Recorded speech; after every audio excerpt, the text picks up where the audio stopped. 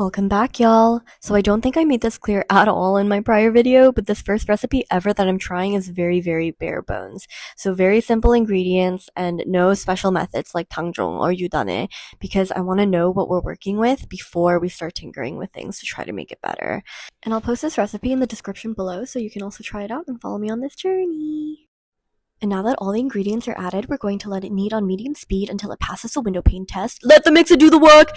And honestly, I should have let more gluten develop here because it barely, if even, passes the test, but c'est la vie. Then we cover it and let it rest in a warm place until it doubles its size, and then we punch it down and weigh it so that we can divvy it up into 3 equal portions because we want 3 beautiful spirals to make up our loaf. And then we let those 3 magnificent balls rest to let the gluten relax so it's more flexy-bexy when we go to shape it. And while we wait, we butter a pullman pan because the more butter the merrier. And then to shape it, we want to roll it out into a rectangle. If your dough feels too tight here and is snapping back into place, then you can let it rest for another 10 minutes and try again.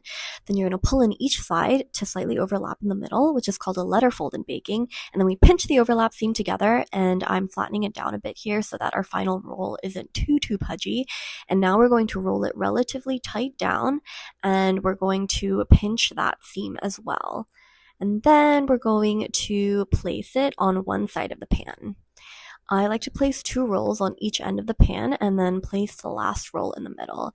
And we're just going to repeat that same folding pattern for the other 2 rolls as well. And now we're going to cover it with a damp paper towel until it rises to fill 75% of the pan because I wanted a flat top rectangular bread, but I fucked up. It rose way too much, so I'm just going to have to do a rounded pan without the lid on top. It won't be a rectangular prism. Depression! I guess we live and we learn. So then we bring it over to our preheated oven and turn down the heat a bit because I overshot it since I don't fully trust this older oven to have accurate temperatures. And then we let it bake until it's nice and golden. And I am dropping it a few times on the stovetop here to let the water vapors out because apparently it helps the bread from collapsing later. And then it's done.